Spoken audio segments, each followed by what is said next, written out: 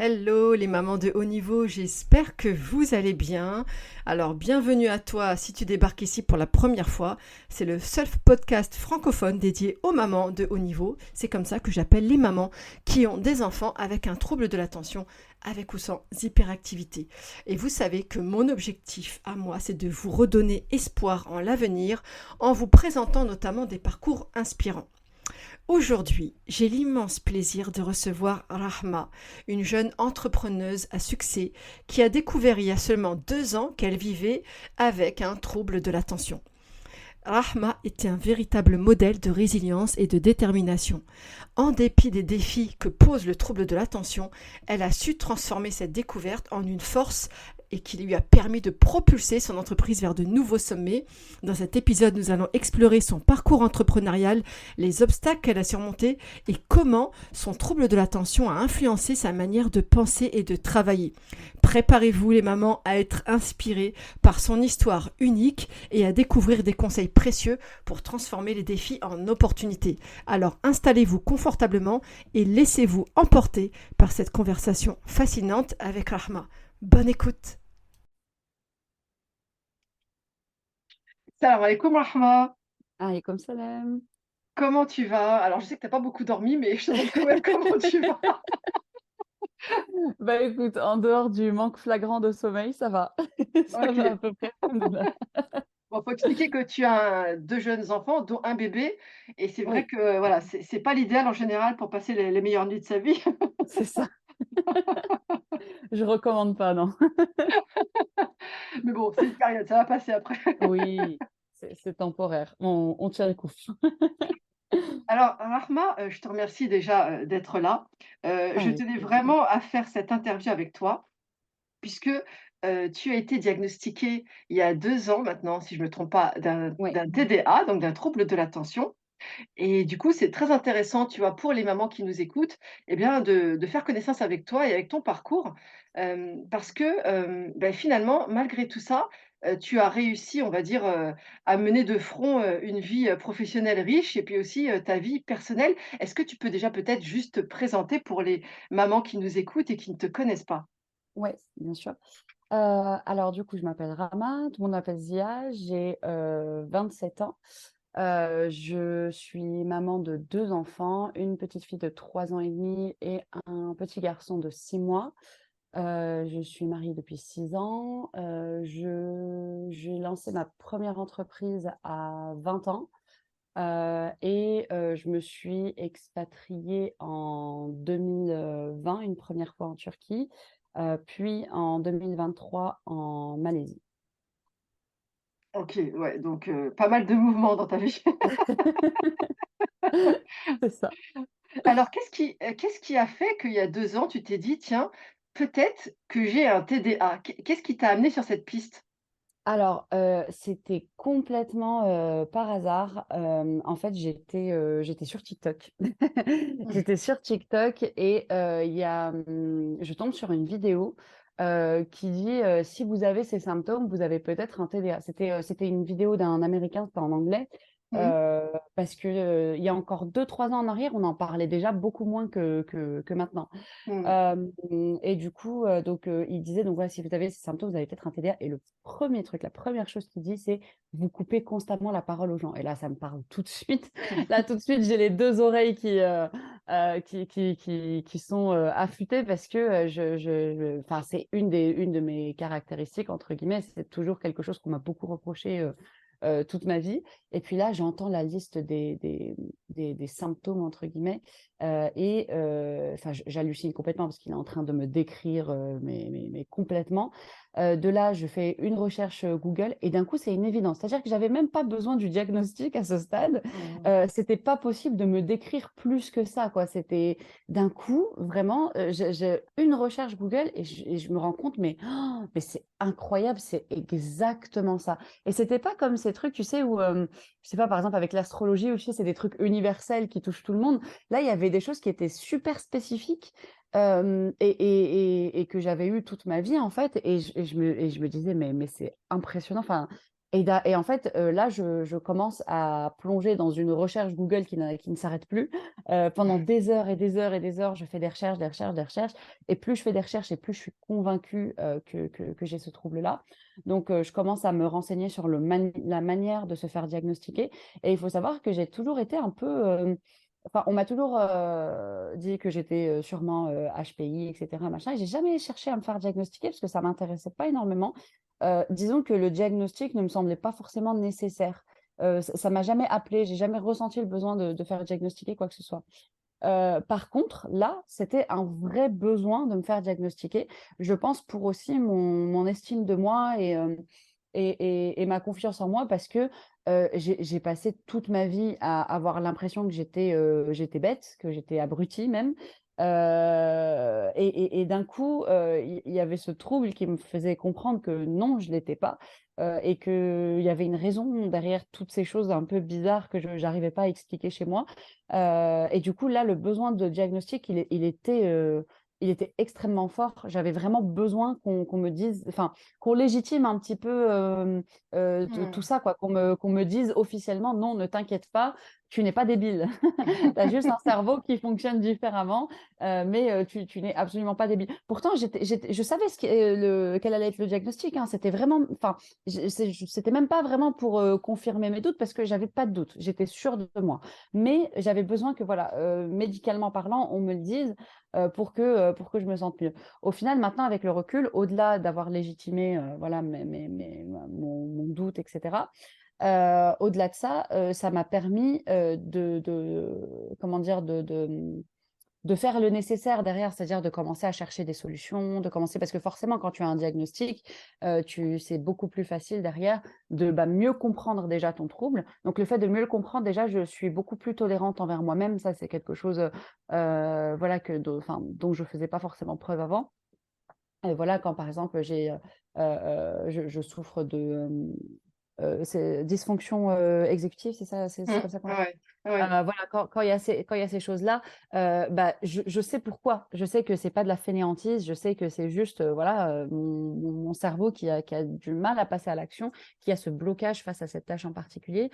Je sais que voilà, quand le fait de faire une valise me provoque une angoisse pas possible parce que j'ai peur d'oublier des choses, parce que j'ai le cerveau qui est d'un coup parce que enfin on se rend pas compte, mais faire une valise, ça demande beaucoup d'anticipation et c'est Non, mais tellement stressant pour moi alors là, que Rahma, c'est merci, merci. horrible. Je ne suis donc pas la seule. Non, parce que là, je reviens d'un voyage de 2 mois où j'ai passé 2 mois en Algérie avec mon fils. C'est la première fois qu'on faisait un voyage tous les deux. Et à chaque Ah, fois, il ne comprenait pas pourquoi lui, sa valise était prête 48 heures avant chaque fois qu'on a bougé, tu vois, d'endroit, alors ouais. que la mienne, c'était au dernier moment. Mais le Mais tu concept de la vois, c'est valise, je te horrible. jure que je ne comprends pas, Rahma. Comment faire pour mettre ta vie dans une valise déjà? Rien que ça, je ne comprends pas. Eh ben, dis-toi que moi, j'ai ce problème et ironiquement, j'ai choisi un mode de vie où je passe ma vie à faire des valises. C'est horrible. Dis-toi que vraiment, tous les 1 à 2 mois à peu près, je fais une valise. C'est horrible. Ah ouais, ah non, mais je Ah ouais, comprends ouais, non, tellement. mais Ah, mais je comprends tellement. Et tu vois, comme quoi l'importance de se connecter aussi avec des gens qui partagent les mêmes difficultés. voilà, Tu vois, parce exactement. que moi, mon fils, il comprenait pas. Il me dit, mais quand même, tu sais qu'on part samedi, pourquoi ta valise, elle est pas prête? Tu sais même pas comment tu vas t'habiller. Je dis, oui, j'en sais rien. J'arrive pas à anticiper ce truc-là, en fait. Et en plus, c'était compliqué parce que à un moment donné, on est parti dans le désert. Et donc, dans le désert, il fallait qu'on s'allège au maximum, tu vois. Oui, Donc, bien laisse sûr. tomber comment ça m'a complexifié encore plus la tâche de savoir qu'il fallait en plus que je prenne encore moins de choses que d'habitude. C'est ça, exactement. Non, mais c'est horrible, c'est super stressant. Et mon mari le sait, à chaque...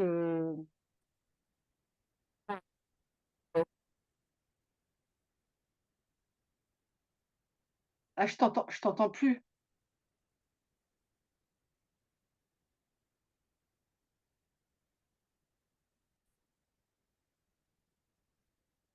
qu'est-ce que j'ai... Ah oui. Et du coup, les valises, mon mari sait que voilà, quand il va y avoir un départ, 1 semaine avant, parce que moi, je commence à faire la valise bien 1 semaine avant, mais elle ne sera bouclée qu'à la dernière minute et on est constamment en retard. Ça, c'est malheureusement quelque chose qui nous caractérise tous les deux, Mmh. c'est qu'on est en retard en permanence pour absolument tout. Comme en plus, on prend énormément de vols, il nous est arrivé de louper des vols, il nous est arrivé, tu sais, le fameux dernier appel, là, tu sais, Ouais. avant de prendre l'avion. On l'a On le- déjà eu plusieurs fois, Ah, et pareil. à chaque fois, je culpabilise tellement parce que j'ai l'impression d'être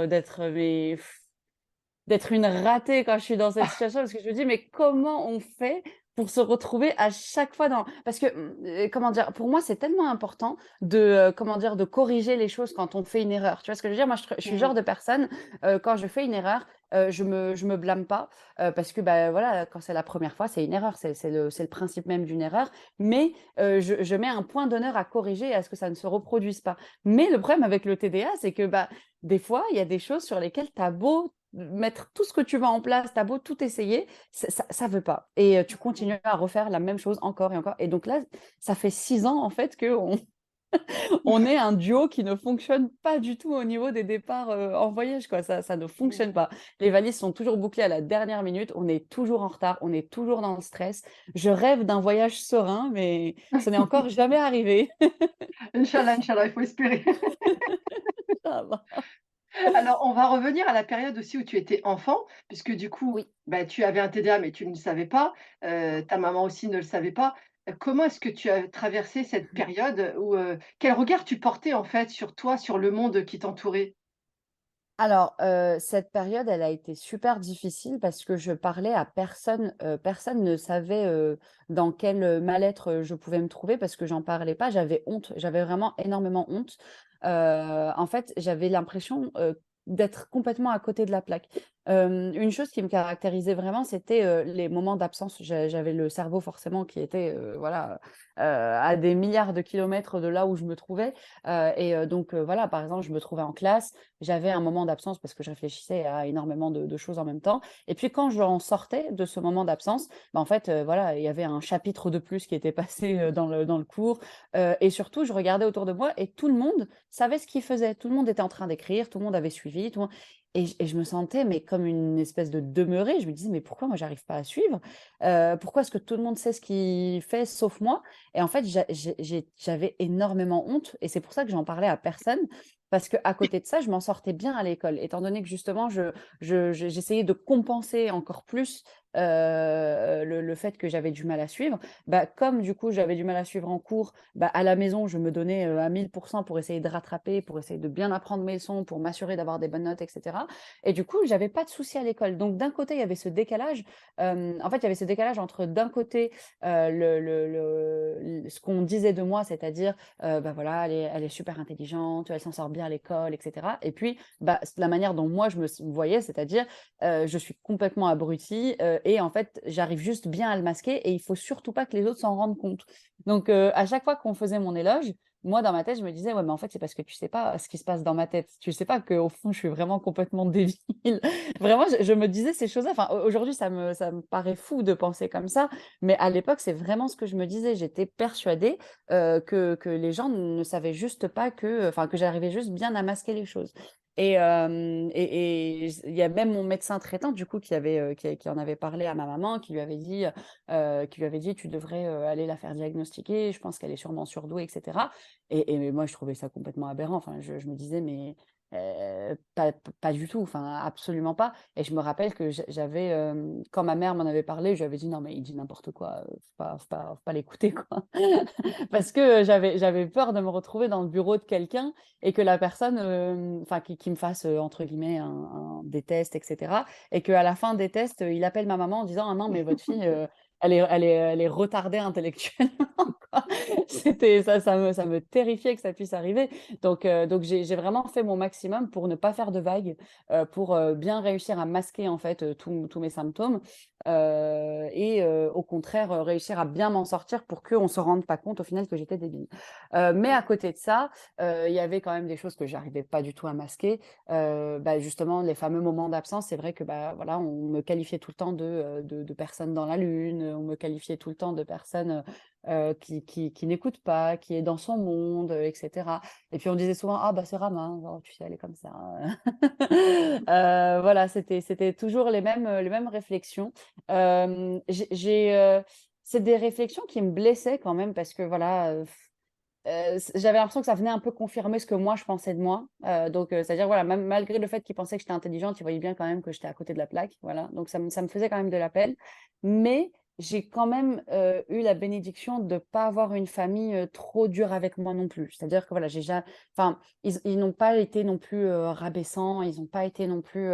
Voilà, ils ont dit des choses sans le vouloir qui étaient blessantes, mais je sais que voilà, il y a des familles, enfin, je sais qu'il y a des personnes qui ont des TDA et qui ont eu des familles avec qui ça a été quand même très compliqué. Donc voilà, j'ai quand même eu la bénédiction d'avoir une maman qui m'a énormément soutenue.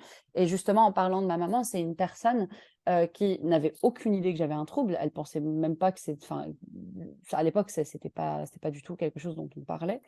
Ma maman, en fait, elle a plus réfléchi en termes enfin, de manière plus concrète, en fait. C'est-à-dire que elle prenait en compte les difficultés que j'avais.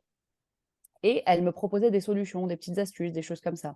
Par exemple, si tu as du mal à te lever le matin, par exemple, des fois, enfin, tu sais, tu te réveilles le matin, il fait un peu froid, c'est difficile de lâcher sa Mhm. couette et de se réveiller. Déjà qu'on lutte, entre guillemets, pour se réveiller le matin, en plus, voilà, il y a des obstacles qui peuvent s'ajouter. Et ben, mets ta petite robe de chambre juste en dessous de ton lit, comme ça, tu vois, tu peux l'enfiler directement et ça sera plus facile pour toi de sortir du lit. Mhm. Si tu as du mal à suivre le rythme à l'école, par exemple, au lieu de prendre le temps de souligner à la règle, mets juste un petit point devant, un petit point derrière, et puis tu souligneras à la maison. C'était plein de milliards de Mhm. petites astuces comme ça. Et en fait, ça m'a appris vraiment à développer une mentalité de, tiens, il y a tel symptôme, il y a telle chose, je vais chercher une solution, une astuce, quelque chose pour me faciliter la vie. Et ça, vraiment, enfin, ma maman m'a, entre guillemets, un peu armée pour la vie, enfin, pour que j'ai cette mentalité-là de chercher des solutions. Alors, évidemment, des fois, même les solutions n'y font rien, hein, on va pas se mentir. Des fois, voilà, on a beau chercher des milliards d'astuces, quand il y a blocage, il y a blocage. Mais en tout cas, globalement, ça m'a permis vraiment de beaucoup moins subir mon TDA et d'être beaucoup plus actrice, entre guillemets, de ma vie, quoi. Mhm. Et du coup, comment ça se passait dans ta fratrie? Parce que, alors, si je ne me trompe pas, tu es l'aîné. Oui, Voilà, effectivement. comme moi, bienvenue au club. Et alors, tu avais un petit frère et une petite sœur, il Ouais. me semble, voilà. Bah, tu vois, je suis bien tes stories. Et du coup, comment ça se passait dans ta fratrie? Comment, ça se passait les relations avec tes frères ton frère et ta sœur? Est-ce que eux, ils étaient plutôt, de la même team que toi? Ou est-ce que eux, tu penses qu'ils sont plus de la team, neurotypique, on va dire? Et comment ça se passait Non. entre vous? Ouais, eux, je pense qu'ils sont clairement neurotypiques. Je vois pas du tout, enfin, il y a aucun signe chez eux, pour moi qui m'indique qu'ils sont, neuroatypiques. Il y en a chez mon père, Mmh. et figure-toi que je l'ai remarqué très, très, très tard. C'est-à-dire que je l'ai remarqué peut-être, 1 an ou 2 ans après mon diagnostic à moi, Mmh. et en plus, c'est même pas moi concrètement qui l'ai remarqué. Un jour, j'étais, à un repas de famille et ma fille a un petit moment d'absence. Et là, ma tante dit quelque chose qui d'un coup, m'a frappée. Elle dit: «On dirait ton père». Je dis: «Comment ça, on dirait mon Mmh père?» Elle me dit: mh. «Bah, ton père, il est tout le temps, dans la lune, il a tout le temps des moments d'absence». Et figure-toi que je n'ai jamais remarqué. J'ai jamais fait attention à ces moments d'absence à lui, peut-être j'étais trop focalisée sur les miens, je sais pas. Mais du coup, là, d'un coup, comment dire? J'interroge un peu les gens qui sont autour de la table et ils me confirment tous la même chose, que oui, effectivement, mon père est un peu dans la lune, et cetera. Donc ça répond un petit peu à ma question. Je pense que du coup, bah, voilà, le caractère héréditaire, il vient sûrement de là. Mais du coup, voilà, du côté de mon frère et de ma sœur, pas du tout. Je constate vraiment rien de ce côté-là. Et du coup, ça m'a valu forcément des moqueries parce que eux, ils étaient, voilà, en tant que jeunes enfants, ils étaient beaucoup moins bienveillants que ma maman, par exemple. Donc forcément, ouais, ouais, j'ai eu droit à beaucoup de moqueries de leur part. OK. Et alors, à quoi tu rêvais quand tu étais petite, en fait? Puisque tu étais souvent dans la lune, est-ce que tu te projetais? Est-ce que tu t'imaginais dans un futur? Comment tu te voyais? Alors, je me voyais, alors mon rêve, en fait, il y avait le rêve d'un côté et puis, Rahma un peu plus, pratico-pratique, de l'autre. Mon rêve, ça a toujours été l'entrepreneuriat. Mon rêve, j'ai toujours rêvé. Je disais même quand j'étais petite, hein, je disais: «Je veux être patron». J'ai toujours dit ça. Ça a toujours été mon rêve parce que, bah, forcément, hein, en tant que TDA, enfin, en tant que personne qui ont un TDA, ça donne envie parce que voilà, il y a la stimulation intellectuelle, il y a le fait de ne pas avoir de cadre, il y a le fait de ne pas devoir, obéir à des règles trop strictes et cetera. C'est vrai que voilà, c'est quelque chose forcément qui donne énormément envie. il y avait aussi l'aspect de pouvoir, comment dire, suivre mes idées, suivre mes impulsions qui était aussi un gros facteur. Et puis, bah, et du coup, il y avait l'autre côté, c'est-à-dire, je me disais, bon, entrepreneur, tu oublies, hein, ça n'arrivera jamais, mais bah, essaye quand même de trouver quelque chose qui puisse te stimuler. Et puis, bah, du coup, je me suis tournée vers avocate. Donc j'avais du coup 2 rêves en fait, en même temps. Il y avait le rêve officiel, c'est-à-dire celui de devenir avocate et le rêve annexe, celui d'être entrepreneur et pour la petite histoire, je voulais devenir avocate en droit des affaires, histoire de glisser un petit peu de d'entrepreneuriat quand même, même si, voilà, j'étais persuadée que ça ne m'arriverait jamais, mais je me disais: «Bon, bah, au moins, voilà, je serai avocate, mais j'aurai un petit peu d'entrepreneuriat dans l'histoire». Et il y avait toujours quand même ce truc enfin, il y avait ce gros syndrome de l'imposteur tout au long, hein. C'est-à-dire que voilà, j'obtiens mon bac avec mention, mais voilà, dans ma tête, je suis pas légitime. Je rentre en fac de droit, dans ma tête, je suis pas légitime. Voilà, donc j'ai toujours ce truc de, bon, va falloir que tu essayes de compenser, va falloir que tu essayes, de faire en sorte que, on remarque pas que tu galères, mais tu pas forcément légitime à devenir avocate. Enfin, même si tu réussis à devenir avocate parce que tu réussis à bien masquer, en réalité, bon, tu vas avoir un niveau en dessous de ceux enfin, des autres, en fait, parce qu'eux, eux, ils seront au-dessus de toi intellectuellement, quoi. J'ai toujours réfléchi comme ça. Alors c'est marrant parce qu'on a un autre point commun, parce que moi je suis juriste de formation, donc j'ai fait des études de droit et tout comme toi, je rêvais Ah! d'être avocate, tu vois? Et finalement, je suis pas devenue avocate parce que j'ai rencontré des avocats, ils m'ont tellement dégoûtée Ouais, que du coup, ils m'ont fait totalement bifurquer de ma voie initiale. Mais pareil, bon, pareil. tu vois? Ça, c'est une autre histoire.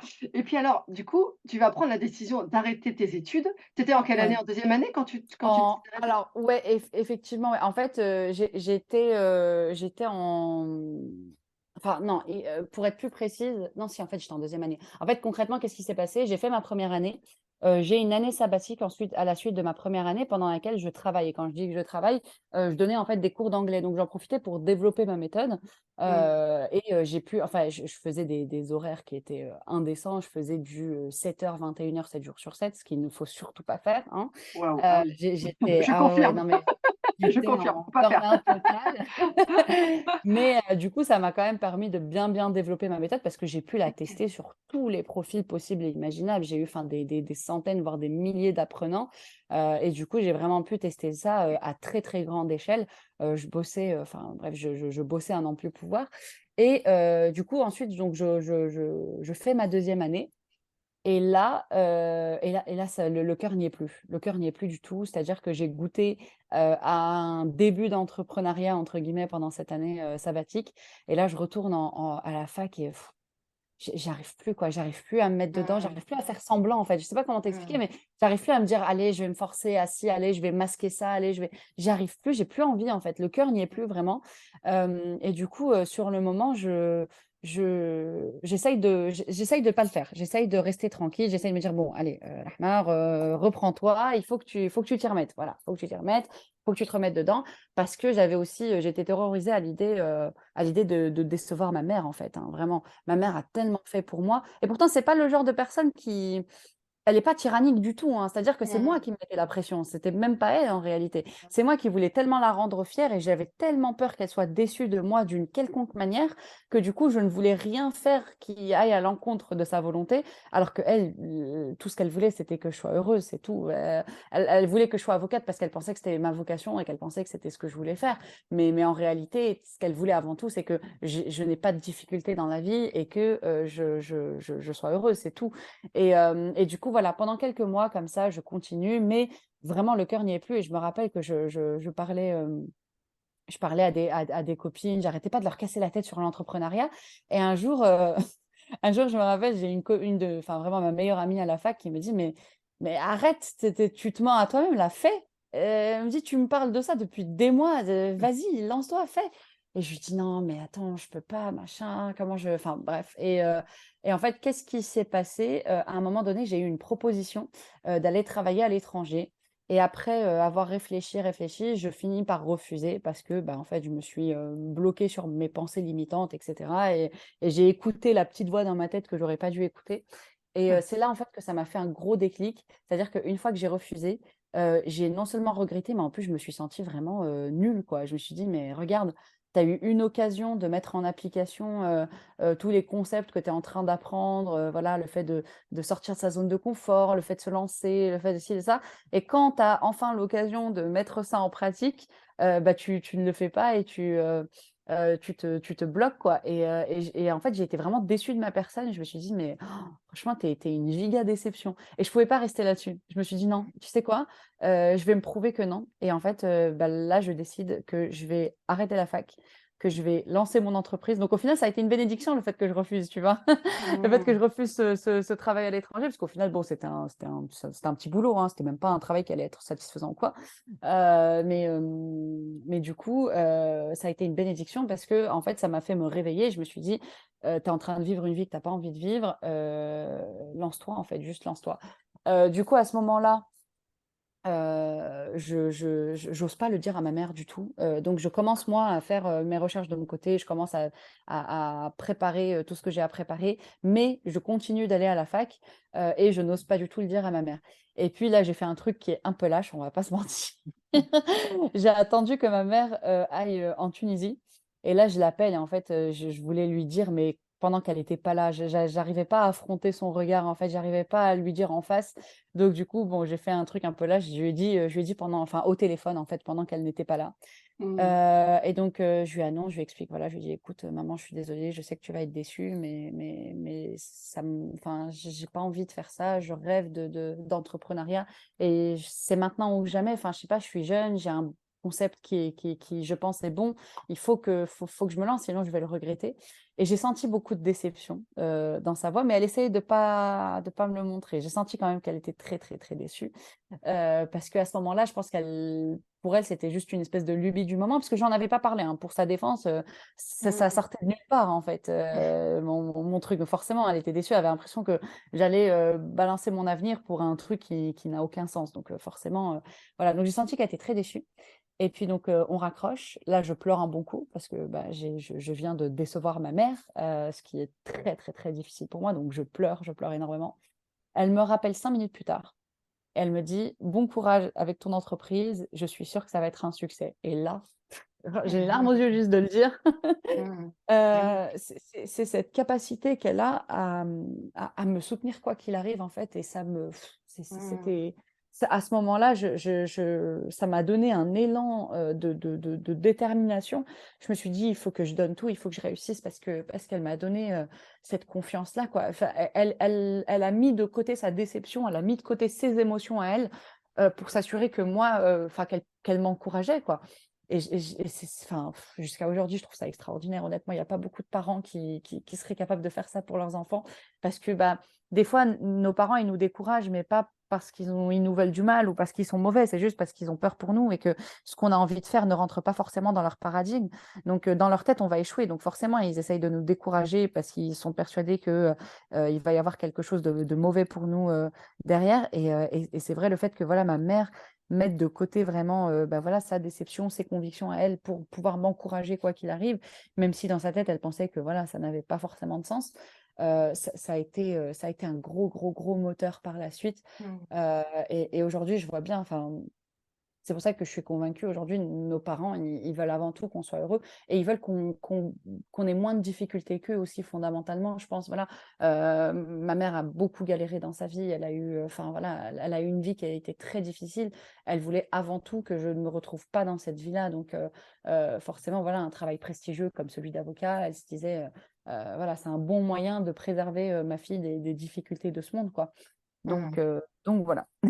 Bah, écoute, c'est une belle histoire, c'est magnifique et bah, tu sais, moi, j'accompagne justement les mamans, hein, qui ont des enfants, avec, du TDA ou TDAH et c'est vrai que, c'est tellement important le rôle de la maman notamment, parce que c'est quand même souvent elle, qui va être, là, plus présente, on va dire, pour ses enfants et c'est Oui, vrai que c'est déterminant finalement, le fait que eh bien, en fait, elle est parvenue à mettre quelque part aussi son ego de côté parce que c'est vrai que ouais, c'est voilà, on projette sur nos enfants ce que nous on aurait voulu avoir et qu'on n'a pas pu, obtenir aussi, hein et finalement elle a préféré, bah, par amour en fait, mettre son ego ouais. de côté et se dire, «Bon, bah, si elle est heureuse comme ça en fait, je vais l'encourager en fait, quoi qu'il arrive et ça, Ouais. c'est magnifique parce que, j'ai vécu à peu près la même histoire avec mon fils, hein, parce que mon fils aîné, était pas du tout scolaire alors que moi, j'avais le même profil que toi, tu vois?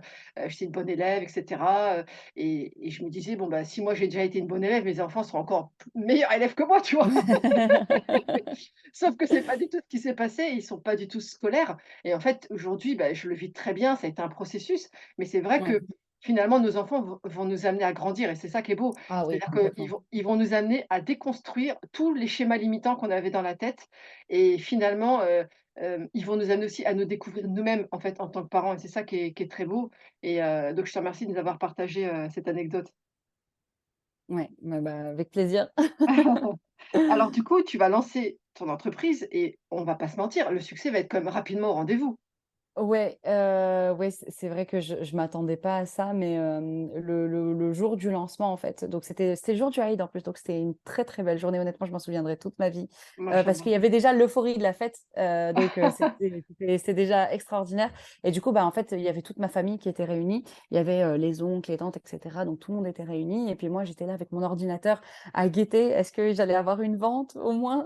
Je me disais: «Peut-être si je peux avoir» et à ce moment-là, j'étais à découvert, en plus. J'avais le peu d'argent que j'avais, je l'avais investi dans ce projet, et je guettais et puis d'un coup, je fais ma première vente et là, je vois la fierté dans le regard de ma mère. Oh, mais qu'est-ce qu'elle était fière! C'était incroyable parce que, enfin, quelqu'un venait de me faire confiance avec plusieurs centaines d'euros quand même. C'était incroyable, quoi. On se rend pas compte, mais enfin, quelqu'un qui achète chez toi, c'est un signe de confiance incroyable et je trouve ça, enfin, c'était extraordinaire. Surtout que vraiment, c'était le premier jour du lancement et puis, là, 2e vente, 3e vente, 4e vente et je vois toute ma famille qui me félicite alors que, on va pas se mentir, la plupart m'ont dit que je faisais une énorme erreur en lâchant mes études. La plupart m'ont pas du tout soutenue. Disons que la seule qui m'a soutenue au moment où j'ai décidé de lâcher, la fac pour lancer mon projet, c'est ma mère. C'est la seule. C'est la seule qui m'a soutenue dès le départ. Les autres ont tous essayé de me dissuader, voilà, de le faire. Je me rappelle que ma tante, m'avait dit: «Mais c'est dommage, tu es bonne à l'école, pourquoi tu fais ça?» et cetera. Enfin, voilà, je sais que c'était pas forcément malveillant, hein, mais ils m'ont tous dit que je faisais une erreur et là, d'un coup, ils voient, ils voient que du coup le projet se concrétise et que, finalement ça fonctionne pour moi et voilà, ils ont eu, l'honnêteté, de me féliciter et puis de voilà, d'être contents pour moi, en fait. Mmh. Alors tu vas lancer une entreprise dans le domaine de la formation, en anglais, Ouais, avec une méthode antiscolaire. C'est quand même un domaine, ultra concurrentiel. ouais, Est-ce que tu ouais. penses non, c'est quand même faut le dire quand même, tu es pas sur un truc, de niche quoi. Clairement pas. Est-ce Non, que tu est-ce que tu penses oui. que ton TDA justement, il t'a aidé à te démarquer de tes concurrents? Alors, oui, à 100 et ça, il y a aucun doute là-dessus. C'est-à-dire que quand j'ai, créé ma méthode, je ne voulais pas aller voir, ce que faisaient les autres. C'est parce que en fait, enfin, c'était même pas, pour dire: «Oui, pour respecter, la propriété intellectuelle de l'autre». Non, c'était pas ça. C'était que, à quoi ça sert de lancer une énième méthode, similaire de plus, quoi? Ça sert à rien et je me suis dit: «Si tu vas voir, ce que les autres font, tu vas te faire polluer, en fait et tu vas pas, tu vas juste copier, tu vas juste faire la même chose, en fait, c'est juste ça et ça n'a aucun intérêt et donc du coup, en fait, moi, j'ai pris la chose un petit peu à l'envers. C'est-à-dire que, au lieu de partir des règles et ensuite de faire des exercices, je ne sais quoi, pour pouvoir, réussir à comprendre les règles, j'ai pris la chose complètement à l'envers. C'est-à-dire qu'en fait, j'écoutais, donc en fait, j'ai consommé des centaines de milliers, d'heures de contenu en anglais, en fait. Et à partir de là, j'essayais de retrouver, des schémas. Et je sais que, par exemple, mon mari qui est neuroatypique, il fonctionne exactement de la même manière. Pour pouvoir, du coup, comprendre les langues, on fonctionne en termes de schémas. On essaye de capter les schémas qu'il y a dans la langue, les «règles» entre guillemets, qui reviennent, de manière récurrente et à partir de là, du coup, on peut en déterminer une règle. Mais quand tu n'as aucune connaissance des règles de grammaire telles qu'elles existent dans le milieu scolaire, tu es forcément obligé de les expliquer avec des mots très simples. Tu vois ce que je veux Mmh. dire? Et en Mmh. fait, c'est ça qui a fait que, c'est ça qui a fait le succès de la méthode, c'est que je suis partie en n'ayant aucune connaissance de la grammaire en anglais, aucune connaissance des règles, linguistiques en anglais. Je ne savais rien, je ne connaissais rien, je n'avais rien étudié. Je me suis contentée d'écouter, de capter quels étaient les schémas et de les expliquer de la manière la plus simple, qui soit. Et c'est de là, en fait, que c'est né. C'est cette volonté vraiment de simplifier les choses et de reprendre les choses de zéro, quoi. Donc en fait, c'est une méthode un peu contre-intuitive, on pourrait dire, par rapport au système Ouais, classique. exactement, exactement. Et ça, si j'avais pas eu un TDA, ça ne serait jamais arrivé, quoi. Ça serait Mmh. absolument jamais arrivé parce que j'avais ce besoin de condenser les choses. J'ai toujours appris en prenant des formats courts, en prenant des. C'est pour ça que moi, quand les gens prennent des heures pour exprimer une idée, ça me rend folle. Ça me fait péter un câble. C'est clair. Moi, la phrase que je dis le plus dans ma vie, c'est vas-y, va à l'essentiel. Enfin, Ouais, c'est c'est bon, ça. réduis, quoi. Je peux pas écouter des gens qui expliquent la même chose pendant des heures, c'est insupportable. Et du coup, voilà, j'ai vraiment une prédilection pour comment dire, les choses qui sont traitées de façon condensée. Mais pour tout, tu vois, par exemple, je sais pas, l'actualité, je vais pas regarder un journal qui dure 1 heure et demie, quoi. Enfin, je vais Mmh. aller sur TikTok, voir une chaîne d'actualité qui te traite l'actualité du jour pendant même pas 1 minute. Et comme ça, c'est très bien. Mon cerveau intègre très bien les choses. J'arrive à rester bien concentrée. Et là, j'arrive à absolument tout assimiler. Donc voilà. Ouais, top. Alors, quand on est chef d'entreprise, comme tu sais, on a plusieurs casquettes, donc on est obligé Ouais, de faire pas mal de choses, différentes. Quelle est, ouais. toi, la casquette que tu préfères le plus? Celle vraiment, où tu t'éclates, vraiment le plus? La création. C'est vrai que malheureusement, plus, l'entreprise a du succès et moins j'en fais. Et ça, c'est quelque Mmh. chose qui est un peu triste. C'est que quand j'ai démarré, en fait, je faisais quasi que de la création. C'est moi qui créais les cours, c'est moi qui les donnais, c'est moi qui créais le contenu sur les réseaux sociaux, c'est moi qui enfin, vraiment, je faisais tout le travail de création. Mais aujourd'hui, c'est plus possible. Je Mmh. c'est impossible pour moi de faire tout ce travail de création parce que, moi, je dois m'occuper de choses beaucoup moins drôles. Je passe mes journées, voilà, à signer des contrats, gérer, comment dire? À manager, à gérer, les différents problèmes, à, enfin voilà, à faire des choses pas drôles du tout, en fait, tout simplement. Et Mmh. des choses, enfin que mon TDA déteste, en fait, hein. C'est-à-dire, voilà, lire des contrats de 50 pages, enfin c'est un enfer pour moi, c'est un enfer. Mais malheureusement pour moi, j'ai littéralement un travail qui me requiert de faire ça, assez régulièrement. Donc, c'est vrai que c'est compliqué et c'est aussi dans ce cadre-là que j'avais espéré que la Ritaline pourrait m'aider. C'était de me dire: «Bon, j'essaye de rassembler toutes les choses, hyper difficiles pour lesquelles j'ai besoin de beaucoup de concentration. Je prends un petit, comprimé de Ritaline ce jour-là et puis, voilà, je lis tous mes contrats, je fais tous les trucs les plus difficiles et puis ensuite, voilà, j'en prends plus parce que c'est pas un traitement quotidien chez moi du tout, quoi. C'est Mmh. pas quelque chose que je vais prendre au quotidien, ça m'intéresse pas. Mais voilà, pour, les grosses difficultés, pour vraiment les jours où j'ai besoin d'une super concentration, bah, je vais, voilà, prendre un comprimé ce jour-là et ça va me faciliter. Bon, malheureusement, avec, la grossesse et l'allaitement, ça fait bien longtemps que j'ai pas pu faire ça et puis, bah, qu'au final, je galère un petit peu. Bon, heureusement, j'ai la chance d'avoir un super mari qui m'aide, donc ça, c'est Mmh. super. Quand, voilà, je dois lire un gros contrat ou faire quelque chose comme ça, généralement, j'essaye de lui déléguer pour que, bah, je puisse, réserver mon espace mental à d'autres choses. Mais voilà, c'est vrai que, aujourd'hui, malheureusement, ce qui m'éclate le plus dans l'entrepreneuriat, c'est ce que je fais le moins malheureusement. Mmh. Donc j'essaye, toujours de voilà, de lancer de nouveaux projets qui puissent me stimuler, intellectuellement. Par exemple, tu sais, enfin, l'année dernière, il y avait eu le film, par exemple, qu'on avait Mmh. réalisé. Là, je me suis éclatée, enfin, c'était incroyable, c'était trop, trop bien. J'aimerais tellement pouvoir faire ça tout le temps et je me rappelle quand j'étais en train de le faire, j'ai galéré, hein, c'était super dur. Je pense que voilà, toi, tu as réalisé un court-métrage, tu sais un petit peu comment c'est Mmh. compliqué. Mmh. Mais c'est vrai que ouais, le film, ça a été très difficile, mais en même temps, c'était enfin, d'une stimulation intellectuelle, c'était extraordinaire. Et je me rappelle, pendant que je le faisais, je me disais: «Oh là là, j'aimerais bien en faire d'autres, rapidement» et au final, bon, c'est pas possible. Ah mais je Donc comprends parfaitement, ce que tu veux dire. Moi aussi, j'ai kiffé cet exercice-là et je sais pas si toi, ça t'a fait ça, mais notamment ce que j'ai kiffé dans le fait de faire un film, même si c'était un court métrage, tu vois? C'était que quand tu fais ça, tu es obligé d'être dans le moment présent. C'est-à-dire que ta tête, elle ouais. peut pas être ailleurs. Tu es obligé d'être ici Exactement, et ouais. maintenant. Exactement. Tu sais, tu peux pas partir ailleurs pendant que tu es en train de dire tes répliques, c'est Ah pas non, c'est possible. pas possible. Et Exact. ça, ça a été vraiment, quelque chose que j'ai pris conscience, en fait. Je me suis dit: «Ah, c'est fou, mais là, vraiment, je peux pas laisser mon cerveau s'évader. J'ai pas le temps de penser à ce que je vais faire à la cuisine, demain», tu vois?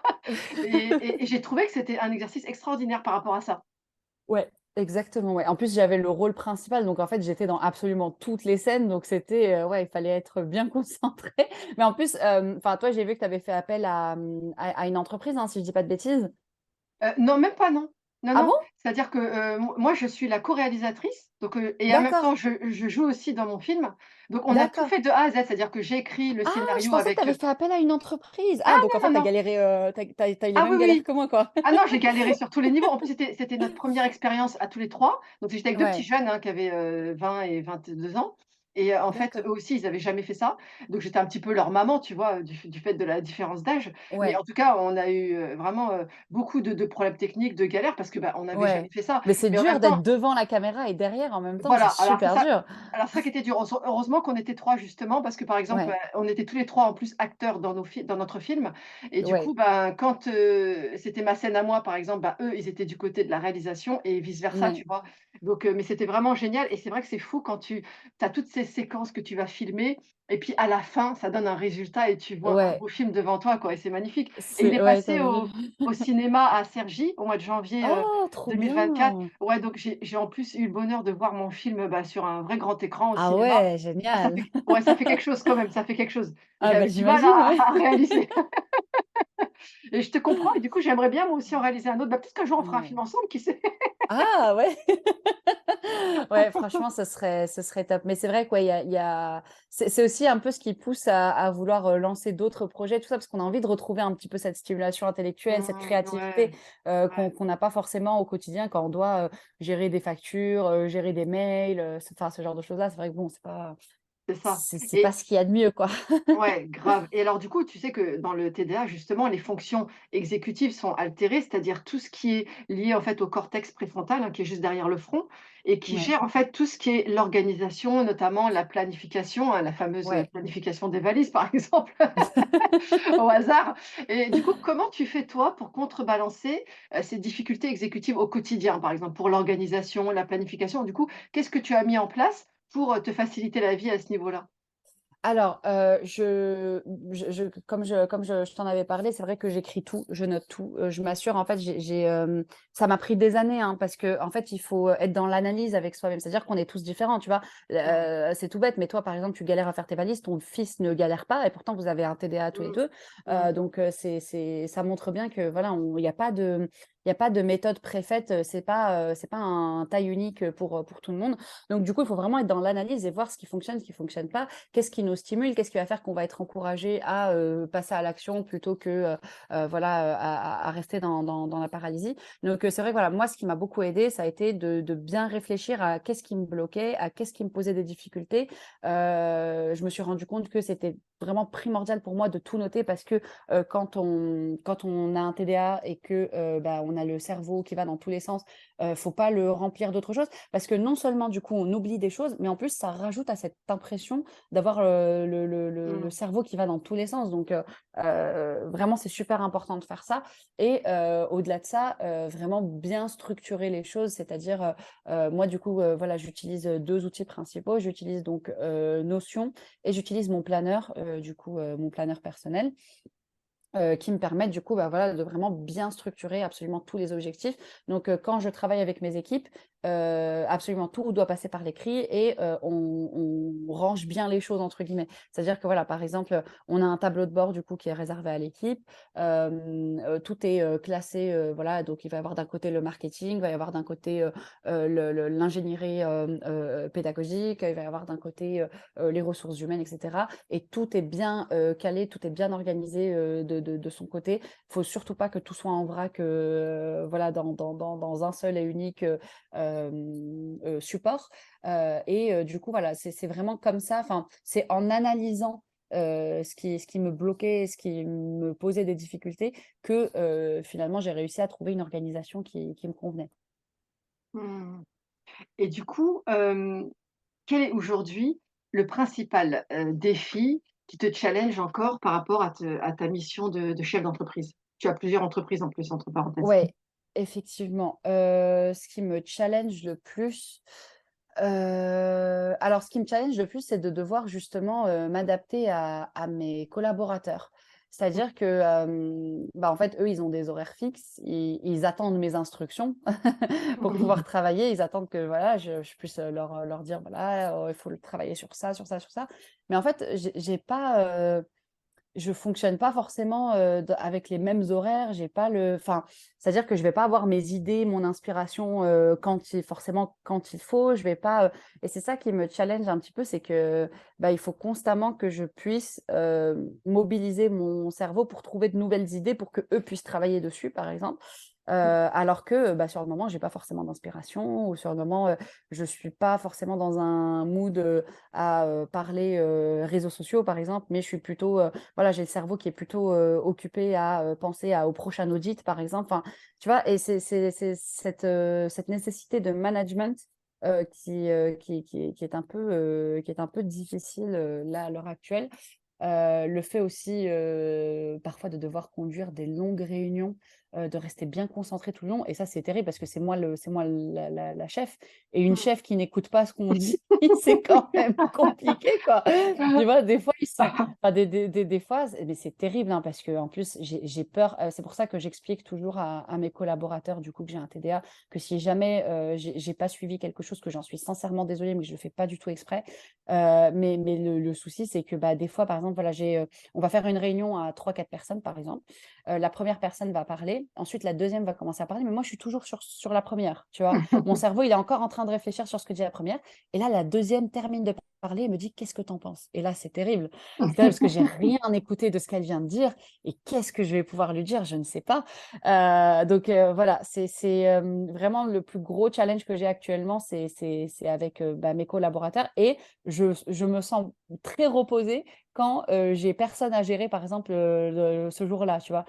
Par exemple, hier, du coup, enfin, tous les collaborateurs étaient soit, en vacances, soit en arrêt, soit, à l'école pour les alternances, enfin voilà. En gros, j'avais personne à gérer, hier, et ça m'a reposé l'esprit, ça m'a reposé le cerveau. Des fois, tu as envie de virer tout le monde juste pour ne plus, pour ne plus avoir à gérer ça, mais du coup, l'entreprise, elle tournerait plus, donc c'est pas trop possible.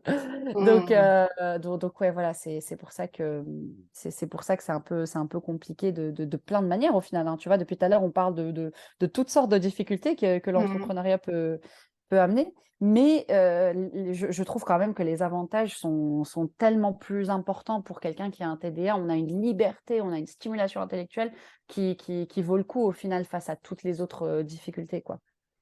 Et ouais, mais carrément. Et alors, par exemple, l'exemple que tu nous as donné où finalement tu es pris en flag et comment tu amènes le truc? Parce que, par exemple, moi, je suis vraiment sans filtre. C'est-à-dire, moi, je vais carrément dire à la personne: «Ah désolé, j'étais pas du tout dedans là, est-ce que tu peux me la refaire quoi?» tu vois? Est-ce que toi, Ouais, tu vas être bah, comme ça ou est-ce que tu arrives, ouais, à je le je inhiber le à je le inhiber ce truc-là?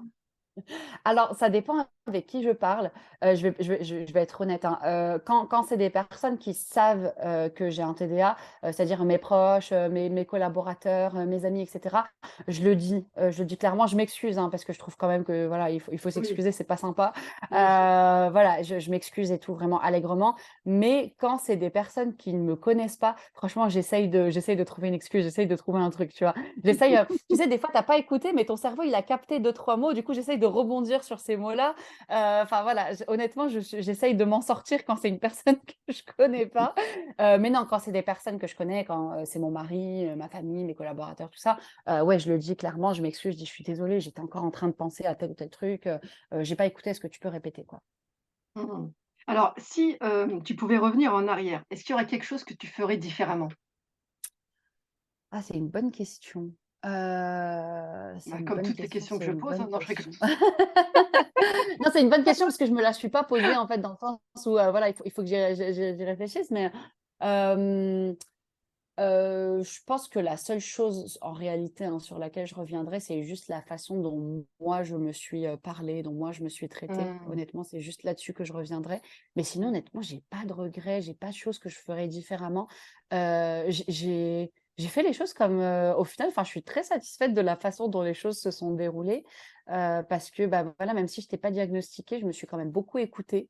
Ma maman a beaucoup joué là-dedans, hein, honnêtement, on va pas se mentir. Mais je me suis beaucoup écoutée. Au final, bah, j'ai suivi mon impulsion, j'ai suivi mon besoin de liberté, j'ai suivi mon besoin d'entrepreneuriat aussi. Donc non, honnêtement, à part la façon dont je me parlais, il y a rien que je change parce que j'ai été très rude avec moi-même, hein, honnêtement. Mmh. Euh, Ça a été compliqué quand j'étais plus jeune. Ouais, c'est quelque chose qu'on retrouve beaucoup, hein, chez les personnes qui ont un TDA ou TDAH et aujourd'hui tu es maman, heu Ouais. qu'est-ce que le TDAH est venu challenger en plus par rapport à ton rôle de maman? Beaucoup de choses, beaucoup de choses. C'est vrai que j'ai une petite fille qui est très éveillée, machallah, et ça, c'est génial. Machallah. Et ma fille a très tôt, et ça a été impressionnant à constater, ma fille a très tôt, compris, que j'avais, des moments d'absence, et elle a très vite développé, des choses pour, attirer mon attention. Elle a compris qu'en me parlant, ça ne servait à rien, ça marchait pas. Du coup, elle a compris qu'il fallait me toucher physiquement, Mmh pour me faire mh. revenir, au moment présent. Et ça vraiment, elle a commencé à le faire, à 1 an et demi, hein. Ça a été très, très tôt. Elle a très vite compris que voilà, il y avait des moments où elle me parlait, où j'étais pas, enfin voilà, je la regardais même pas dans les yeux, j'étais pas présente, psychologiquement. Et du coup, voilà, elle a compris qu'il fallait qu'elle vienne vers moi et qu'elle me touche pour que je revienne vers elle. Il y a aussi, Elle est très forte cette petite parce que figure-toi que c'est quand même, un des conseils qu'on donne dans la méthode Barclay avec les ah ouais, enfants c'est vrai? TDAH. Oui, c'est ça, c'est-à-dire que pour s'adresser à un enfant TDAH, effectivement, la parole ne fonctionne pas, il faut souvent le toucher pour justement l'obliger à revenir. Donc en fait, elle est déjà Ah, formée c'est à la méthode fou! Barclay sans Ouais, ouais, savoir. mais c'est incroyable parce que du coup, ouais, des fois, elle va prendre mon visage carrément, elle va le tourner vers elle Mmh. pour me dire: «Maman, regarde-moi, je Ah, suis tout en à train fait. de te parler, quoi». Et bah, ça, c'est Donc le 2e conseil qui est dans la méthode Barclay, c'est de regarder justement l'enfant dans les yeux, tu vois? ouais. Ouais, bah, c'est fou, c'est incroyable. Bah, ouais, bah, du coup, elle fait ça depuis vraiment toute petite, et c'est Mmh. vrai que oui, c'est challengeant parce que, bah, on se sent coupable aussi, de pas donner, toute l'attention que nos enfants méritent. On se sent coupable, voilà, de les faire se sentir parfois peut-être mis à l'écart, et cetera. Je vois bien qu'elle est frustrée des fois, hein. J'entends: «Maman, écoute-moi s'il te plaît, machin». Ça me fait mal au cœur quand elle dit ça parce que voilà, c'est Mmh. pas ma volonté de l'ignorer, mais malheureusement, c'est ce qui arrive parfois. Et du coup, voilà, c'est vrai que c'est une petite qui parle beaucoup.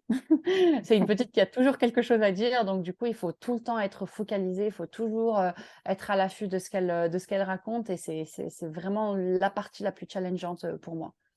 Mmh. Du coup, compte tenu de votre mode de vie, hem, Ouais. toi, est-ce que tu t'inquiètes par rapport à l'avenir de tes enfants ou au contraire, tu t'es dit: «Bah, voilà, nous, on a fait le choix de la liberté, donc bah, mes enfants seront aussi, libres finalement de se réaliser»?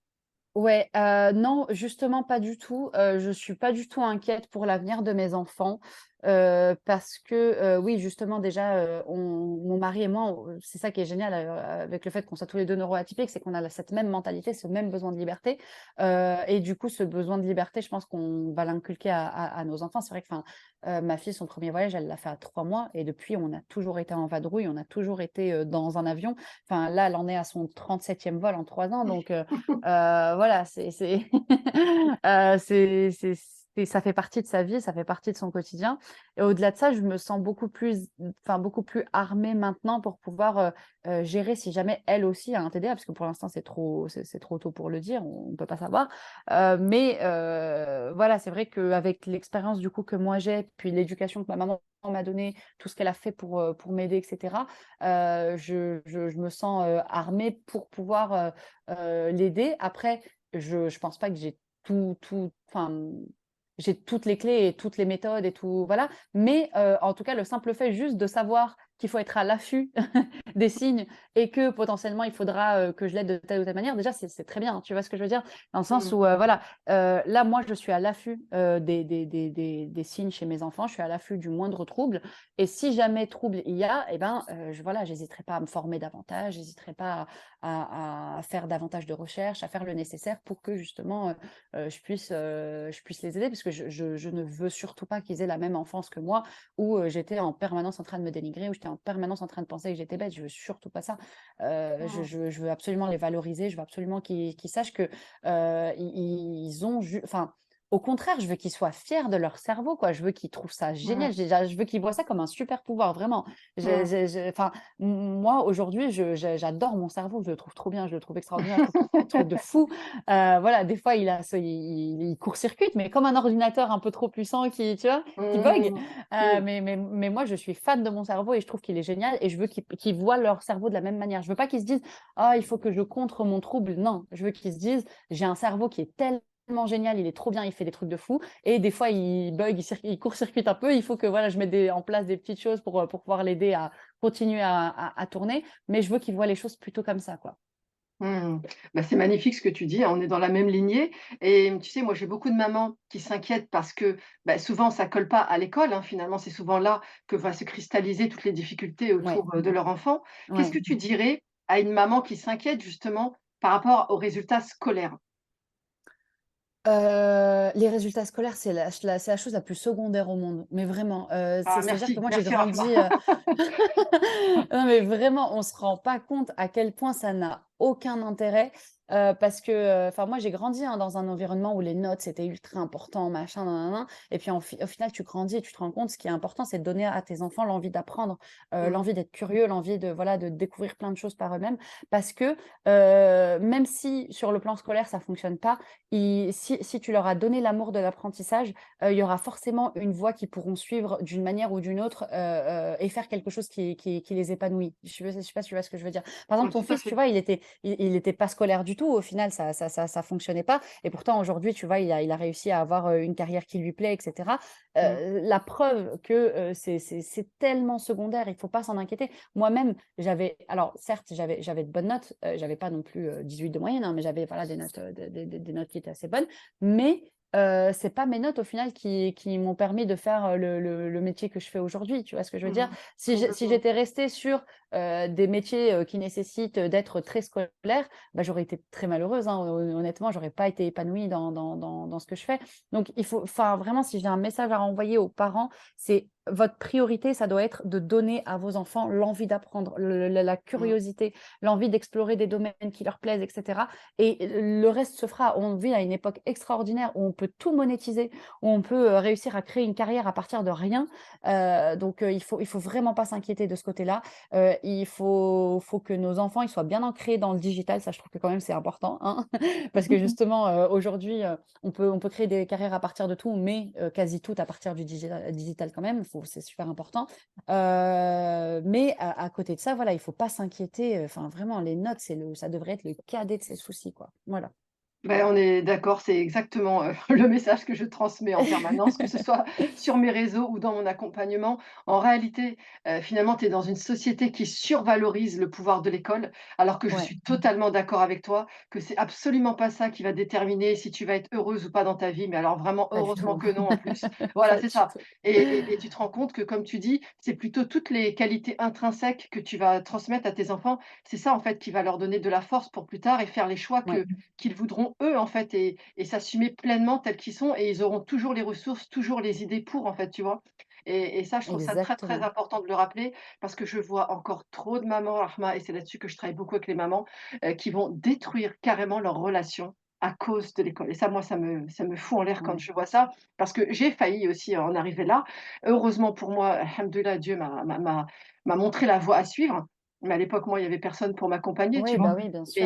Mais c'est triste quand je vois, voilà, des mamans qui arrivent à des situations où l'enfant, il arrive, tu vois, à l'adolescence ou la préadolescence et en fait, bah, c'est la guerre clairement. Parce qu'en fait, l'enfant s'est vu constamment reprocher ses mauvais résultats. Il est Ouais, stigmatisé à cause du fait qu'il a pas eu le rendement qu'on espérait de lui et ça, je trouve ça ouais. terrible, quoi. Exactement. Ouais, ouais, non, mais je suis prête à faire la guerre, moi, hein.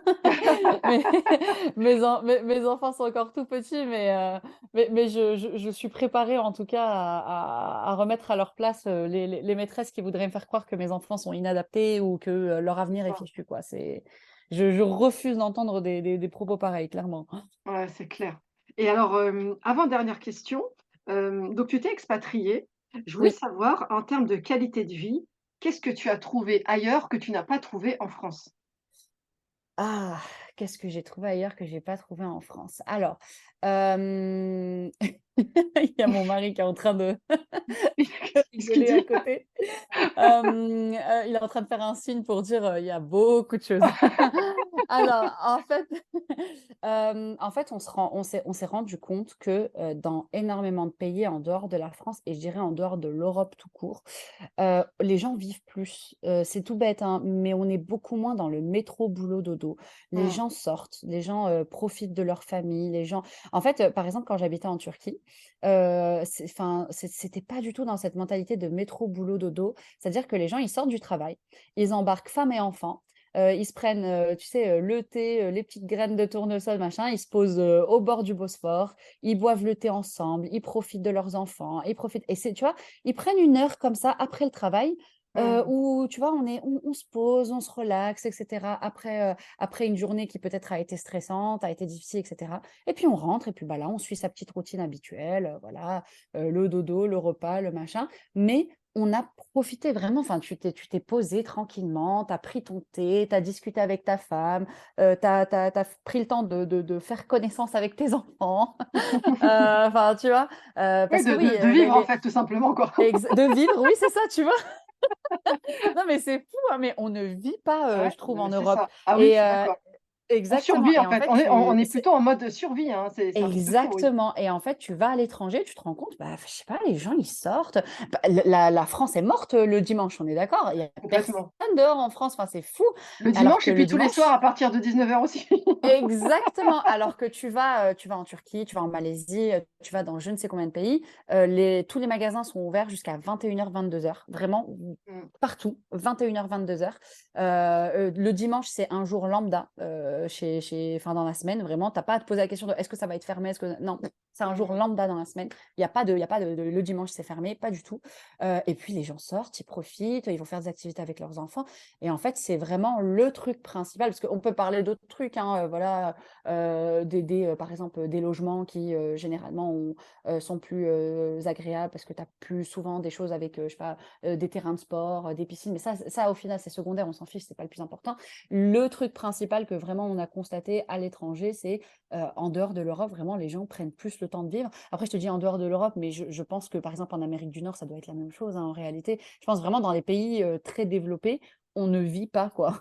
On ne Mmh vit mh. pas, on survit, c'est voilà, on passe la semaine, oh vivement le week-end et puis le week-end passe, oh vivement, le week-end et puis le week-end passe. Enfin, tu vois, Ah mais c'est je suis c'est entièrement triste d'accord quoi. avec toi et ah mais totalement et je pense que c'est pas anodin et c'est sûrement en lien avec ça si, on fait partie des pays qui consomment le plus d'antidépresseurs, hein. Ah Parce bah oui, qu'effectivement, on ne vit pas en fait, tout simplement et tu vois là, j'ai passé 2 mois en Algérie avec mon fils et justement ça m'avait vraiment frappé à quel point les gens là-bas sont des bons vivants, en fait et ouais, pourtant tout le monde travaille, tout le monde a des enfants, les emmène à l'école et bah oui, cetera. Mais en fait la vie, c'est pas que ça, en fait et je sais ouais, pas, ici, c'est exactement. comme si on a tellement survalorisé la productivité, le travail c'est comme si, tu sais, passer trop de bon temps, c'est mal vu un peu quand même, tu vois? Exactement et tu dois le planifier, tu vois? Tu te dis: «Bon Voilà. allez cette semaine, je vais faire un truc» alors que, honnêtement, hein, là depuis qu'on s'est expatriés, la plupart de nos sorties, la plupart des trucs sont totalement improvisés. C'est-à-dire que voilà, la petite rentre de l'école, on se dit: «Tiens, si on allait, se balader, manger une glace?» Mmh, alors qu'en France, on faisait jamais ça, mais vraiment jamais ça. Tu c'est vois? Une fois que clair. la journée est finie, dans ta tête, voilà, il faut que tu te lances dans ta routine du soir alors que pas du tout. Il y a quand même au moins 1 heure à consacrer à, je sais pas, à sortir, se balader, faire un tour, machin. Et puis même, je trouve que les infrastructures en France sont pas le permettent pas autant. Je sais pas si tu vois ce que je veux dire? Mmh. En, Oui, bien sûr, bah oui, il parce y que a il tout y a est beaucoup plus fermé de tôt choses qui sont déjà. prévues justement, Mmh, à la ouais, détente, au fait de c'est de ça. profiter et cetera, quoi. Ouais, Donc je suis voilà, d'accord. honnêtement, c'est le truc principal que je dirais, enfin, au que de ce qu'on a trouvé, en fait, à l'étranger qu'on ne retrouve pas en France, quoi. Mmh, c'est clair. Alors, pour terminer, j'aime bien terminer par des questions, on va dire un peu rigolotes, c'est comme ça que je dis moi. C'est-à-dire un peu moins «sérieuses» entre guillemets. Dis-moi. Quel est ton film préféré alors moi? C'est Le Parrain. Ah ouais, Le Et Parrain. ironiquement, c'est un film qui dure 3 heures. D'accord. OK et Et alors c'est pourquoi ce d'ailleurs, film-là? en regardant ce film que j'ai rencontré mon mari, en fait, quand on s'est rencontrés dans un car, j'étais en train de regarder, Le Parrain justement et Ah! ne la 1re danse, tu sais, à notre mariage, tu sais, le fameux slow, Ouais. de la première danse, bah, c'était du coup sur la bande son du Parrain. Ah, Voilà. trop drôle. Excellent et alors pourquoi ce film te touche autant?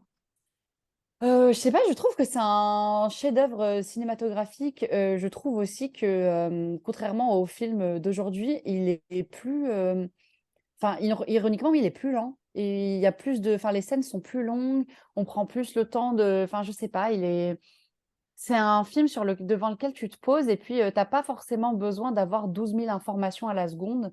Mmh. Enfin, c'est pas pour rien qu'il dure 3 heures, en fait. Je pense que c'est le genre de film, s'il avait été réalisé aujourd'hui, il aurait duré 1 heure et demie, mais du coup, il serait allé un peu dans tous les sens. Et puis, bah, oui, forcément, en dehors de ça, c'est un chef-d'œuvre, cinématographique. Donc, oui, c'est un peu ces 2 aspects-là, je trouve. Justement, tu vois, on parlait de faire les choses lentement, de slow life, et cetera. Bah, je trouve que ce film, il fait un peu slow life, justement. C'est ce que j'aime bien, c'est ce que j'aime bien avec. Voilà, OK, bah, super, bah, merci. Et alors dernière question, dis-moi. si tu devais choisir un personnage de dessin animé pour être ton compagnon de bureau, qui choisirais-tu et pourquoi? Oh oh là là. Les interviews faites par des Heu, neuroatypiques, tu sais? Bilal, qu'est-ce que tu en penses? Si je devais choisir un personnage de dessin animé pour être mon compagnon de bureau, ce serait qui? Je sais pas du tout. Oh là là. Déjà, est-ce Dessin que tu as un animé. dessin animé que tu aimes particulièrement, Heu, regarder? ah ouais? Qu'est-ce qu'il a Bah, dit? il a dit Bob l'éponge. Je sais pas trop pourquoi, mais ça serait un moyen d'avoir quelqu'un qui travaille bien, mais qui en même temps est un peu fun et complètement déconcentré, donc je Ah pense que c'est OK. pour ça. Mais oui, le dessin animé que j'adore depuis des années et que j'aime énormément et qui justement, m'accompagne dans mon TDA, c'est les Simpsons.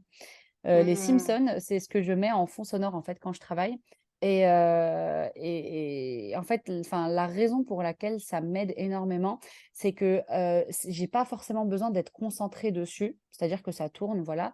Mais quand mon cerveau a envie de divaguer, je vais sur les Simpsons, c'est hyper agréable, j'aime beaucoup, c'est quelque chose que j'aime bien, mais je peux le prendre au vol, c'est-à-dire que tu vois, c'est pas comme quand tu suis une série genre Grey's Ouais, Anatomy où il faut que tu suives, quoi. Là, c'est oui, pas voilà. nécessaire forcément de suivre. Et puis, bah, dès que je suis prête à me reconcentrer, hop, je fais totalement à nouveau abstraction. Je me remets dans mon travail. Hop, dès que mon cerveau a besoin de prendre une pause, de divaguer, il retourne sur les Simpsons et ensuite il retourne sur le travail. Alors, je sais pas si c'est, une bonne méthode, je sais pas si je me rends service ou pas, mais en tout cas, c'est ce qui m'aide, aujourd'hui, à pouvoir, travailler de si longues heures sur des choses aussi ennuyeuses. C'est, parce que, bah, voilà, je peux, comment dire? Je laisse la possibilité à mon cerveau d'aller sur des choses fun, puis de revenir sur le travail, puis d'aller sur des choses fun, et cetera, et cetera. OK, intéressant. Donc en fait, dès que tu travailles, tu laisses les Simpsons tourner à côté de toi? C'est ça, exactement. J'ai les Simpsons OK. qui tournent en permanence, et j'y prête pas du tout attention, hein. C'est-à-dire que je suis tellement hyper focus sur mon travail que je ne pas enfin vraiment je ne prête pas du tout attention. C'est vraiment dans un coin, très éloigné de ma tête et puis dès que je commence à fatiguer, j'ai le cerveau qui se refocalise du coup sur les Simpsons. Ça lui permet de prendre une petite pause, de voilà, de souffler Mmh. un petit peu et ensuite boum, il se refocalise et ça se fait totalement automatiquement. C'est-à-dire que j'en ai même plus forcément conscience. Parce qu'à côté, des fois, tu vois, pendant que mon cerveau est sur les Simpsons, moi, je continue à faire des tâches un peu automatiques, un peu qui ne nécessitent pas forcément Mmh. de beaucoup réfléchir. Mais ouais, ça se fait vraiment très, très, très naturellement. Mais c'est vrai que mon entourage, ils deviennent un peu fous. Ils en ont marre des Simpsons en permanence, en fond. Sachant qu'en plus, bah, quand je dors, j'ai aussi toujours un fond sonore. Alors bon, avec les années, j'ai varié un petit peu. Maintenant, j'ai aussi intégré Faites entrer l'accusé. Attends, qu'est-ce que j'ai d'autre comme fond mais il faut que je Ah fasse ouais, attention avec «Faites entrer l'accusé» parce que, ouais, c'est un bah, peu la glauque quand dernière fois, même. j'étais en train de regarder. Ouais, justement, la dernière fois, j'avais ça en fond sonore et moi, forcément, comme je t'ai dit, je remarque même plus ce que je mets en fond sonore. Le problème, c'est qu'il y avait ma fille et d'un coup, je l'entends dire: «Le pervers, non, non, non». Je dis: «Oh là là là là, oh mon Dieu!» Ah, Donc ouais, non, il faut que je fasse attention quand même avec «Faites entrer l'accusé». Mais voilà, c'est vrai que c'est indispensable pour moi d'avoir des fonds sonores, pour pouvoir, rester focalisée, pour pouvoir travailler. Mais je sens aussi des fois que j'en abuse un petit peu, parce que du coup, je le mets aussi même quand je ne travaille pas, même quand enfin pour toutes les tâches en fait du quotidien et à la fin de la journée, je sens que vraiment je suis épuisée mentalement. Ça m'a vraiment fatiguée. Parce que j'ai eu 0 minute de silence dans la journée, genre vraiment 0 minute de silence. C'est-à-dire mmh. qu'absolument tout ce que j'ai fait dans ma journée, il y a eu un fond sonore. Mon ménage, je l'ai fait avec un fond sonore, j'étais sous la douche avec un fond sonore, j'ai dormi avec un fond sonore, voilà et c'est vrai que ces jours-là, généralement, c'est les jours où je suis la plus fatiguée, donc j'ai le plus besoin de stimulation. Bah, je sens que vraiment à la fin de la journée, j'ai le cerveau qui va exploser et je me sens très, très, très fatiguée. OK, parce que alors tu vois, moi, pour le coup, c'est le contraire. J'ai vraiment besoin de silence. J'ai même un casque anti-bruit dans mon bureau. Ah Pourtant, voilà, moi, ouais? mes enfants Ah, sont pas grands. du Ah oui, tout. oui. Bah, tu vois, mon Moi, mari, il est j'adore plus le comme toi. silence. Ah ouais, tu Ouais, vois? mon mari, il est J'adore comme le toi, il a silence. besoin de silence alors que moi, j'ai besoin de bruit et c'est pour ça qu'on s'entend pas du tout niveau travail parce que quand on doit travailler l'un à côté de l'autre, alors certes, je peux mettre des écouteurs, mais j'aime pas, c'est trop direct dans mes oreilles, tu vois? J'ai besoin que ce soit un Mmh. fond sonore un peu dans le vide, je sais pas comment t'expliquer.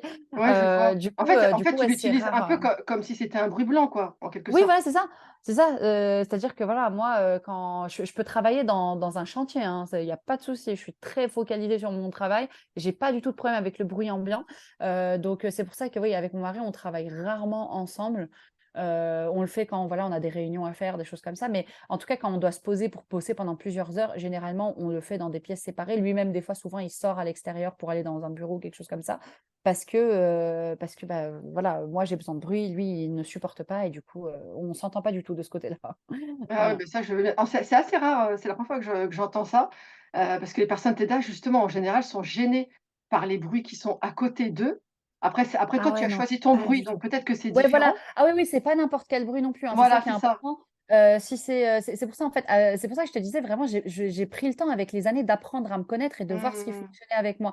Si par exemple comme je t'ai dit, tu me mets Grey's Anatomy, je peux pas me concentrer, hein, c'est pas Oui, possible. voilà, c'est Par clair. contre, voilà, avec les Simpsons, Faites entrer l'accusé, aucun problème. J'arrive, sans aucun souci et au contraire, j'en ressens vraiment le besoin, quoi. OK. Bon, mais du coup, tu n'as pas répondu à ma question. Ah mince, pardon, c'était quoi? Donc c'est qui le personnage de Ah dessin bah, du coup, animé? ouais, bah, c'est Bob l'éponge. Ah, c'est Bob l'éponge, d'accord, OK, Oui. OK. Ah, c'était comme c'était la proposition de ton mari, je ne savais pas si Bah, ça. honnêtement, je vais pas te mentir, j'ai rien d'autre en tête, donc on va partir là-dessus, hein. Merci Bilal. Bah, écoute, merci à toi, Rahma, de t'être prêtée au jeu de mes différentes questions. C'était Bah, vraiment merci de super m'avoir intéressant invitée. et je pense que ça va intéresser énormément, les mamans, qui nous suivent. Ben, Bah, avec merci. plaisir. Merci à toi et puis, bah, à bientôt. À bientôt. Bye bye.